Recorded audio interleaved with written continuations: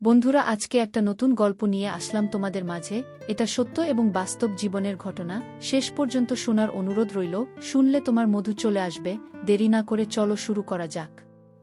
আমি বললাম, খালুজান, আমি আপনার প্রস্তাবে রাজি, কিন্তু আমার তো বয়স কম, আর তাছাড়া অতীতে আমি কারো সাথে এমন কাজ করিনি।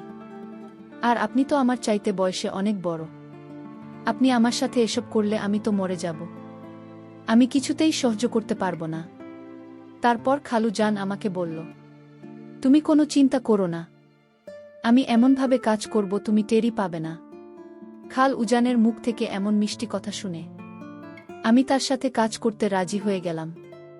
খালুজান যখন প্রথম আমার নিয়ন্ত্রণ আনার চেষ্টা করল, তখন আমার দু চোখ বন্ধ হয়ে আমার এমন অবস্থা হলো যা শুনলে বন্ধুরা তোমাদের মাথা ঘুরে যাবে। বন্ধুরা, গল্পটি অনেক মজার। আশা করি তোমরা পুরো গল্পটা শুনবে। তবে গল্পটি শুরু করার পূর্বে তোমাদের নিকট আমার বিশেষ অনুরোধ, তোমরা অবশ্যই আমার চ্যানেলটি সাবস্ক্রাইব করে আমাকে সাপোর্ট করবে। হ্যালো বন্ধুরা, কেমন আছো তোমরা? আমি দিলরুবা খান, বয়স 18 বছর। আজকে আমি যে গল্পটা বলব তা হল যখন আমার বয়স 14-15। ছোটবেলা থেকেই আমার অনেক স্বপ্ন ছিল, লেখাপড়া করে অনেক বড় চাকরি করব, মানুষের মতো মানুষ হব। কিন্তু ভাগ্যের কি পরিহাস, আমার বয়স যখন 10 তখন আমার বাবা মারা যান। মা অনেক কষ্টে তখন আমাদের সংসার চালাতেন। আমার এক ভাই, সে আমার ছোট। আমরা 2 বোন, তবে সংসারে আমি সবার বড় মেয়ে। বাবা মারা যাওয়ার পর আমার ফ্যামিলি পড়ে চরম অভাব অনটনে। মা আমাদের মুখে 3 বার খেতে দিতে পারত না। লেখাপড়ায় খুব খারাপ ছিলাম না। বাবা মারা যাওয়ার পর আর বেশি দিন পড়ালেখা করতে পারেনি। অভাবের কারণে পড়ে খুঁজতে হয় আমাকে কাজের সন্ধানে। আমাদের গ্রামের রাবিয়ার মা ঢাকায় থাকে। মায়ের এই কষ্ট দেখে রাবিয়ার মা আমার মাকে পরামর্শ দিল, আমার দেখা অনেক বড় সাহেবের সাথে পরিচয় আছে, তুমি চাইলে আমি তোমার মেয়েকে তাদের বাসায় কাজের ব্যবস্থা করে দিতে পারি। ভালো টাকা বেতন দেবে তারা তোমার মেয়েকে তারা ভালো ভালো খেতে দেবে, ভাল জামাকাপড় দেবে। অভাব অনটনের সংসার আর কত কষ্ট করব। তাই ভেবে মা রাবেয়ার মায়ের প্রস্তাবে সম্মতি দিল। রাবেয়ার মায়ের প্রস্তাব পেয়ে মা আমাকে বড়লোক সাহেবের বাড়িতে কাজের জন্য দিতে রাজি হয়ে গেলাম। মায়ের কষ্ট দেখে আমি অন্যের বাসায় কাজের চাকরিতে যাওয়ার জন্য রাজি হয়ে গেলাম। মা, বাবা, ভাই, বোন সবার মুখে হাসি ফুটাতে অন্যের বাসায় কাজে চাকরি করতে আমি রাজি হয়ে গেলাম। তারপর রাবিয়ার মা ঢাকায় সাহেবের সাথে মোবাইল ফোনে কথা বলে দেখল তাদের কোনো কাজে লাগবে কিনা। সাহেব বলল, হ্যাঁ রাবিয়ার মা, আমার ম্যাডাম অসুস্থ, বাসায় রান্না বান্না ঠিকমতো হয় না, ছেলে মেয়েদের খাবার দাবারের খুব অসুবিধা হচ্ছে, একটা কাজের মেয়ে হলে ভালোই হয়। রাবেয়ার মা সাহেবের সাথে ফোনে কথা বলার পর আমার মাকে বলে যে আমি দিলরুবা খানমের কাজের ব্যবস্থা করে ফেলেছি। এখন তোমরা যদি রাজি থাকে তাহলে আমি আগামী শুক্রবার দিলরুবাকে নিয়ে ঢাকা চলে যাবে। তার কাজ দেখে যদি সাহেব পছন্দ করে তাহলে তাকে সাহেব ভালো টাকা বেতন দেবে, ভালো ভালো খেতে দেবে। অবশেষে আমার মা রাবিয়ার মার সাথে ঢাকায় বড়লোক সাহেবের বাসায় কাজের জন্য নিয়ে যেতে দিল। বাড়ি থেকে জীবনের প্রথম ঢাকায় আসলাম। বাড়ির মানুষের স্মৃতি, মা বাবা স্মৃতির কথা স্মরণ করে গাড়িতে বসে অনেক কান্না করলাম। অবশেষে রাবিয়ার মা আমার ঢাকায় একটি বড় বিল্ডিং এর 6 তলায় আমাকে নিয়ে এল সাহেবের বাসায়। রাবিয়ার মা সাহেবকে আমায় দেখে বলল, হ্যালো বাবু, এই দেখুন আপনার বাসায় কাজের মেয়ে নিয়ে এসেছি। মেয়েটি বেশ চঞ্চল, রান্না বান্না থেকে শুরু করে থালা বাসন মাজা সব কাজ পারে। তারপর হ্যালো বাবু আমার দিকে চেয়ে আমাকে খুব ভালো করে দেখল। হ্যালো বাবু, লোকটা অনেক সুন্দর, হ্যান্ডসাম। প্রথম দিনের আমার দিকে কেমন করে যেন চেয়ে রইলেন। তার চাচা দেখে মনে হচ্ছিল অন্য কিছু মতলব আছে লোকটা। আমাকে জিজ্ঞেস করল, কি নাম তোমার? আমি বললাম, স্যার, আমার নাম দিলরুবা। তারপর সাহেব আমাকে বলল, বাহ বাহ, বেশ সুন্দর নাম তোমার। তা তুমি কি পারো? আমি বললাম, রান্না বান্না খুব ভালোভাবে পারি স্যার। তখন সাহেব আমাকে বলল, দিলরুবা, তুমি আমাকে স্যার বলবেন না, আমাকে খালুজান বলে ডাকবে। আমি বললাম, আচ্ছা ঠিক আছে। তারপর রাবিয়ার মা আমাকে খাল উজানের বাসায় রেখে চলে আসেন। খালুজান একটি কোম্পানির বড় পোস্টে চাকরি করে। শুক্রবার তার সাপ্তাহিক ছুটি। আমি প্রথম দিন থেকেই তাদের বাসায় কাজ শুরু করে দেয়। প্রথম দিন তার আমার কাজ দেখে অনেক খুশি হলেন। খালু জান আমার কাজ দেখে অনেক প্রশংসা করলেন। পরের দিন খালু জান আমার জন্য কিছু ভালো ভালো জামাকাপড় মার্কেট থেকে কিনে আসলেন। আমি এরকম জামাকাপড় আর কোনোদিন পরি নাই। মনে হচ্ছিল বেশ ছোট ছোট জামাকাপড়। আমি বললাম, খালু জান, এরকম ধরনের ছোট ছোট জামাকাপড় আমি পরতে পারবো না। আমার লজ্জা লাগে। আমি গ্রামে থেকে বড় হয়েছি, গ্রামে বড় বড় জামাকাপড় পরেছি, তাই এরকম ধরনের জামাকাপড় পরলে আমার কাছে কেমন কেমন জানি লাগে। খালু জান বলল, আরে মা, একটু স্মার্ট হওয়ার চেষ্টা করো। তুমি আমার বাসায় থাকো। আমার বাসার কাজের মেয়েরাও আমার মেয়ের মতোই, তাই তোমাকে আরও স্মার্ট এবং সুন্দর হয়ে থাকতে হবে। সবসময় পরিষ্কার পরিচ্ছন্ন হয়ে থাকতে হবে। আমি পরিষ্কার পরিচ্ছন্ন এবং স্মার্টনেসকে পছন্দ করি। আর শোনো দিলরুবা, আমার বাসায় প্রতিদিন ভালো ভালো গেস্ট আসে, উচ্চমানের গেস্ট। তাদের সামনে তুমি সবসময় সাজগোজ করে থাকবে, কারণ তোমাকে তো আমরা কাজের মেয়ে মনে করি নাই, তোমাকে আমরা নিজের মেয়ের মতোই মনে করি। ঠিক আছে মা।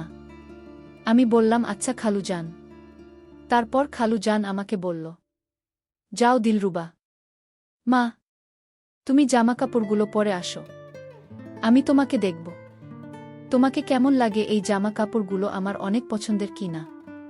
তারপর আমি খালু জানের কথা রক্ষা করতে আমি এই ছোট ছোট জামা কাপড়গুলো পরে নিলাম, এবং আমার কাছে খুব ভালো লেগেছিল, কারণ এরকম ধরনের দামি আর নতুন জামা কাপড় আমি কখনো কিনাই। জামা কাপড়গুলো পরে যখন খালু জানের সামনে আসলাম, তখন খালু জান আমার দিকে এমনভাবে তাকাল, মনে হল যেন খাল উজানের চোখে আমি এক স্বপ্ন, সত্যি স্বপ্নের অপ্সরা। তারপর খালু জানেন এমন চা দেখে আমি বললাম, খালু জান, আপনি আমার দিকে এমনভাবে তাকিয়ে আছেন কেন? আমাকে কি আপনি নতুন দেখছেন নাকি? তারপর খালু জান বলল, না মা, তোমাকে নতুন দেখছি না, দেখছি তোমাকে কত সুন্দর লাগছে। তুমি কত সুন্দর একটা মেয়ে। তুমি যদি পড়ালেখা করতে পারতে, তাহলে ভবিষ্যতে বড় কিছু হতে পারতে। আমি বললাম, খালু জান, আমার পড়ালেখার খুব ইচ্ছে ছিল। আমি ভবিষ্যতে পড়ালেখা করে বড় কিছু হওয়ার স্বপ্ন ছিল, কিন্তু হঠাৎ করে আমার বাবা মারা যাওয়ায় আমার স্বপ্ন দুঃস্বপ্ন হয়ে গেল। তারপর খালু জান আমাকে বলল, আচ্ছা দিলরুবা, তুমি কি পড়ালেখা করবে? আমি যদি তোমাকে স্কুলে ভর্তি করে দিই, আমার ভাষা টুকিটাকি কাজ যেগুলো করবে, আর বাকি অবসর সময় পড়ালেখা করবে, পারবে তো সব কিছু সামলাতে? আমি বললাম, খাজাঞ্চি, অবশ্যই পারব, আপনি যদি আমাকে একটু হেল্প করেন। প্রথম প্রথম খাল উজানকে তো ভালোই মনে হলো। কিছুক্ষণ ভেবে আমি আরও বললাম, খালু জান, পড়ালেখা করলে তো অনেক টাকা লাগবে, আমি এত টাকা পাব কোথায়? খালু জান বল, দিলরুবা, তুমি টাকার চিন্তা করো না, আমি তোমাকে সব কিছু দিব, তুমি শুধু আমাকে একটু একটু বলেই। খালু জান থেমে গেলাম। আমি বললাম, খালু জান একটু কি? তারপর খালু জান চুপসে গেল। খালু জান কি যেন ভাবতে লাগল, মনে মনে অনেক ভেবে হঠাৎ করে কোনো এক কাজের কথা বলে চলে গেল। আমি বুঝতে পারলাম না খালু জান একটু দাঁড়াও আমাকে কি বোঝাতে চেয়েছিল। সেই রাতে আমি যখন আমার রুমে ঘুমিয়েছিলাম, আজ ঘুমের মধ্যে হঠাৎ আমি অনুভব করি রাতের অন্ধকারে কেউ আমার রুমে প্রবেশ করে আমার সাথে কিছু একটা করার চেষ্টা করছে। মনে হচ্ছে আমাকে মেরে ফেলার প্ল্যান করছে। তারপর আমি লাইট অন করে দেখি খালু জান। আমি বললাম, খালু জান, আপনি এত রাতে আমার রুমে কি করছেন? খালু জান বল, না কিসের যেন একটা শব্দ পেলাম, তাই আমি ভাবলাম আমাদের বাসায় নাকি চোর ঢুকেছে। চোর মনে করে আমি তোমার এখানে আসলাম, কিন্তু এখানে এসে দেখি কিছু নেই। আচ্ছা ঠিক আছে, আমি চলে যাই, তুমি ঘুমাও। পরের দিন খালু জান আবার আমার জন্য একটি স্বর্ণের আংটি এনে আমাকে বলল, দিলরুবা, চোখ বন্ধ করো, তোমার জন্য একটা পুরস্কার আছে। আমি বললাম, খালু জান, কি এমন জিনিস এনেছেন আমার জন্য? তাও আবার আমার চোখ বন্ধ করতে হবে? আমার চোখ খুলে দেখি চকচকা স্বর্ণের একটি চেঞ্জ। আমি স্বর্ণের চেইনটি দেখে অনেক আনন্দে নাচতে শুরু করলাম, আর খালু জান আমার নাচার দৃশ্য খুব ভালোভাবে দেখতে লাগলেন। দেখতে দেখতে এভাবে কেটে গেল একটি মাস। তারপর খালু জান আমাকে একটি স্কুলে ভর্তি করে দিল। আমি যদিও ক্লাস করতে পারতাম না, কারণ ক্লাস করলে বাসায় কাজ করবে কে, খালু জান বলল। পরীক্ষার সময় পরীক্ষা দেবে, আর বাসায় মনোযোগ দিয়ে পড়াশোনা করবে। এইভাবে চলতে লাগল আমার জীবন। হঠাৎ রাত 1-2টার সময় খালু জান আমাকে তার রুমে ডেকে নিয়ে বলল, দিলরুবা, তোমার সাথে আমার কিছু কথা ছিল, খুবই গুরুত্বপূর্ণ কথা। এখন কথাটা যে কিভাবে আমি বলবো তা আমি বুঝতে পারছি না। জানি না এই কথাটা বলার পর তুমি আমাকে কেমন ভাবে। আমি বললাম, খালু জান, আপনি নিঃসন্দেহে বলেন, আমি আপনার সকল কথা রাখার চেষ্টা করব। আমি কথা দিলাম আমি আপনাকে কখনো ভুল বুঝবেন না, কখনো অসম্মান করব না। আপনার কথা শতভাগ রাখার চেষ্টা করব, কারণ আপনি আমার জন্য অনেক কিছু করেছেন। যেখানে আমি দুমুঠো খেতে পেতাম না, ভালো কাপড় চোপড় পেতাম না, সেখানে আপনার জন্য আজকে আমার এই রাজকীয় অবস্থান। আর তাছাড়াও আপনি আমাকে আপনার মেয়ের মতোই ভালোবাসেন। আপনার প্রতি আমি কৃতজ্ঞ। খাবার দাবার, কাপড় চোপড়, গহনা, আরাম আয়েশের কোনো অভাব নেই। আপনার কোনো কথা আমি কিভাবে না রাখতে পারি। তারপর খালু জান আমাকে বলল, দেখো দিলরুবা, তোমার খালা আজ 10 বছর ধরে এভাবে অসুস্থ হয়ে পড়ে আছে। না পারি তার সাথে 2টা মনের কথা বলতে, না পারি তার সাথে মনের খোরাক মেটাতে। খুব অসহ্য যন্ত্রণার মধ্যে আমার জীবন অতিবাহিত হচ্ছে।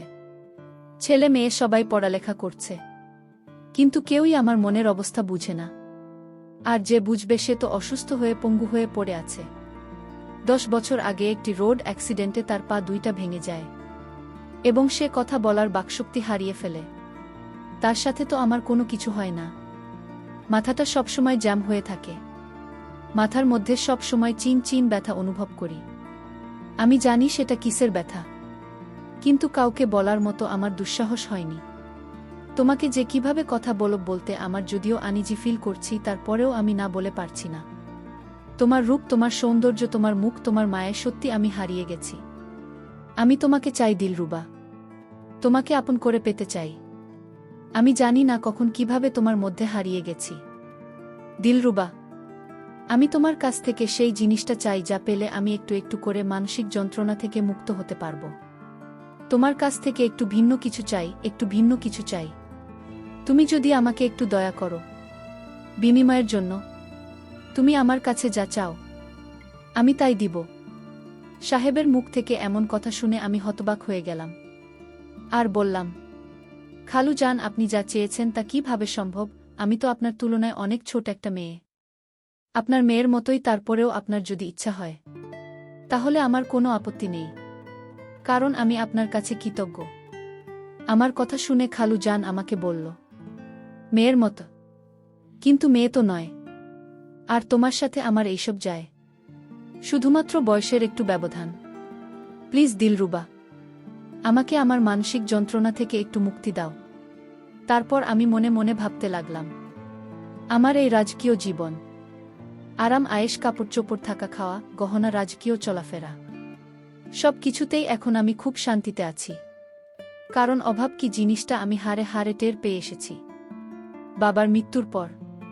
তাই মনে মনে ভাবতে লাগলাম, যদি খাল উজানের প্রস্তাবে আমি রাজি না হই, তাহলে তো আমার সবকিছু বন্ধ হয়ে যাবে। আবার আমাকে কষ্ট করতে হবে, না খেয়ে থাকতে হবে। তার চেয়ে বরং আমি রাজি হয়ে যাই। এসব কিছু ভেবেই আমি খালু জান এর সাথে তার মানসিক যন্ত্রণা নিবারণের জন্য কাজ করতে রাজি হয়ে গেলাম। আমি বললাম, খালু জান, আমি আপনার প্রস্তাবে রাজি, কিন্তু আমার তো বয়স কম। আর তাছাড়া অতীতে আমি কারো সাথে এমন কাজ করিনি। আর আপনি তো আমার চাইতে বয়সে অনেক বড়। আপনার আমার সাথে এসব করলে আমি তো মরে যাব। আমি কিছুতেই সহ্য করতে পারব না। তারপর খালু জান আমাকে বলল, তুমি কোনো চিন্তা করো না, আমি এমনভাবে কাজ করব তুমি টের পাবে না। খালু জনের মুখ থেকে এমন মিষ্টি কথা শুনে আমি তার সাথে কাজ করতে রাজি হয়ে গেলাম। খালু জান যখন প্রথম আমার উপর নিয়ন্ত্রণ আনার চেষ্টা করল, তখন আমার 2 চোখ বন্ধ হয়ে গেল। আমি খুব কাঁদতে শুরু করলাম আর খালু জনকে বললাম একটু সহনশীল হওয়ার জন্য। খালু জান আমার কাকুতি মিনতি শুনে 2 মিনিটের জন্য সহনশীল হয়, তারপর আবার পাগলের মতো আচরণ শুরু করে। আমি তখন প্রায় অজ্ঞান হয়ে যাওয়ার মতো অবস্থা হলো এবং এক পর্যায়ে প্রথম দিন শেষের দিকে আমি অজ্ঞান হয়ে গিয়েছিলাম। তারপর খালু জান তার মনের স্বাদ পূরণ করে দিল। এরপর থেকেই আমি খালু জান এর সাথে একেবারে ফ্রি হয়ে গেলাম। খালু জানও আমাকে আপন করে পেয়ে অনেক খুশি। এভাবে কৌশলে ফেলে খাল উজান আমার সাথে 22 বছর প্রায় প্রতিদিন রাতেই আমার সাথে মেতে উঠত এক নিষিদ্ধ লীলায়, যে লীলা সম্পূর্ণ ছিল আইন ধর্ম বর্ণ বহির্ভূত। বন্ধুরা, পরিশেষে আমি প্রায় দীর্ঘ 2 বছর পর আমার ভুল বুঝতে পেরেছিলাম, কিন্তু তখন বুঝলে তো আর কোনো কাজ হবে না। আমার জীবনে আমি যা হারাবার তা হারিয়ে ফেলেছিলাম। আমি তাকে অনেক বিশ্বাস করেছিলাম, আর সে বিশ্বাসের ফলেই সে আমাকে এক প্রকার ইমোশনাল ব্ল্যাকমেইল করে।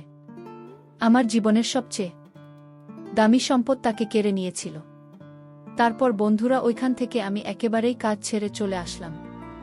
অতীতের কথা চিন্তা হলে আমার মনে খুব কষ্ট হয়, খুব। অতীতের সেই বেদনাদায়ক দৃশ্যগুলো আমাকে খুব পীড়া দেয়। প্রিয় বন্ধুরা, পরিশেষে তোমাদেরকে আমি একটি কথাই বলবো। তোমাদের চলার পথে তোমাদের অনেক লোকের সাথে বিভিন্ন ধরনের সম্পর্ক হতে পারে, কিন্তু কাউকে তোমরা মন থেকে বিশ্বাস করে তাদের মিষ্টি মিষ্টি কথায় এমন কিছু দিও না যার জন্য তোমাদের সারাটি জীবন অনুশোচনা করতে হয়। আর সবাইকে অন্ধের মতো বিশ্বাস করা ঠিক না। আর যদিও তোমরা বিশ্বাস করে থাকো, তাহলে তোমাদেরকে সারা জীবনের মাসুল দিতে হবে। বন্ধুরা, আজকে এই পর্যন্তই। আবারও আসব তোমাদের মধ্যে নতুন কোনো ভিডিও নিয়ে। ভিডিওটি যদি তোমাদের ভালো লাগে তাহলে একটি লাইক দাও। প্রতিদিন আমি তোমাদেরকে একটা করে নতুন গল্প উপহার দিব, তাই তোমাদেরকে অনুরোধ করে বলছি, তোমরা যদি এরকম ধরনের ইন্টারেস্টিং গল্প পেতে চাও তাহলে দয়া করে আমার চ্যানেলটি সাবস্ক্রাইব করো। পরিশেষে তোমাদের সকলের সুস্বাস্থ্য কামনা করি। ভিডিওটি দেখার জন্য তোমাদের সকলকে অসংখ্য ধন্যবাদ।